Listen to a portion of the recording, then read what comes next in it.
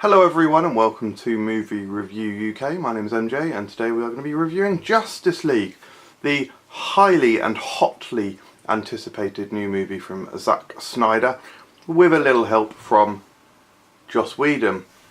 Interesting to note, first and foremost guys, that if you're unaware, Joss Whedon helped out with some sort of reshoots on the film, apparently quite extensive reshoots. Apparently it was somewhere in the region of 20% of the film, about 1/5.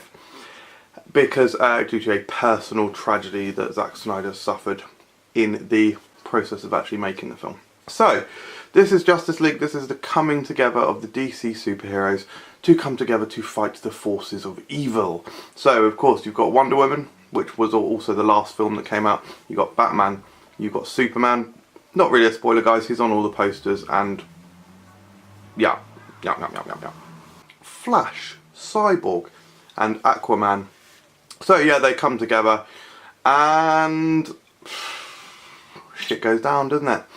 So first and foremost, let's say this: I am certainly more of a Marvel man. This is a fact. I'm not one of these people who is like, oh, I hate DC, or oh, I hate them just because it's not my favourite.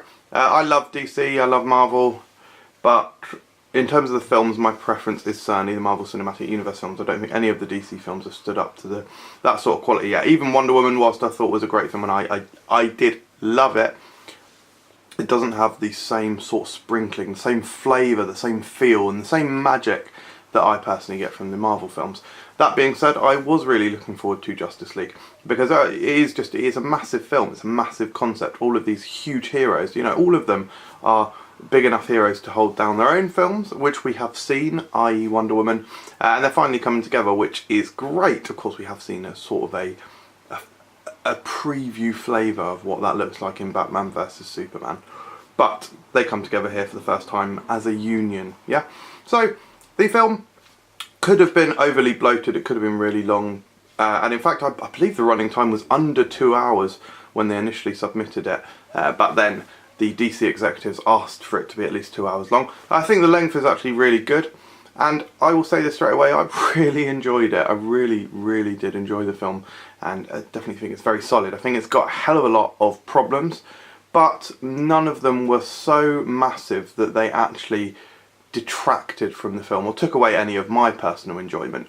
One of the key problems, or in fact I guess the major problem with the film, is something that a lot of superhero films suffer from, but it is particularly disappointing, I suppose, when it happens to a group film.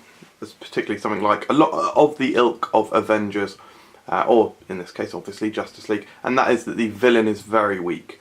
Not weak in terms of strength, of course you have to be fairly strong to go toe to toe with these heroes, but no, in terms of character development, in terms of CGI, the CGI is absolutely appalling, and just to clarify guys, the villain is Steppenwolf. This isn't a spoiler or anything.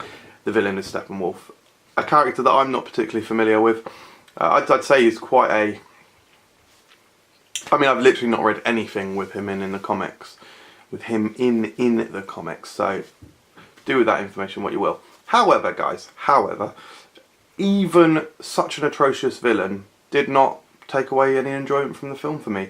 I found that the interesting elements and the great action scenes and the character dynamics, the team dynamics, and a lot of the explanations for the way that they work together and how they work together, and character interactions and story beats that I thought were really clever and a really good way to go about making an interesting and compelling film, were fantastic. It was great. The acting I think is actually superb across the board really. I think Jason Momoa as Aquaman is incredible. He's like a rock star. Not at all representative of how he is in the comics, but it's his own take on it. Even Ezra Miller, again, you know, this is not really the Barry Allen that we know about from the comics, but it's a different take on it, and I don't know, it worked for me. It added a lot of humour to the team, and he certainly wasn't the only one bringing the humour.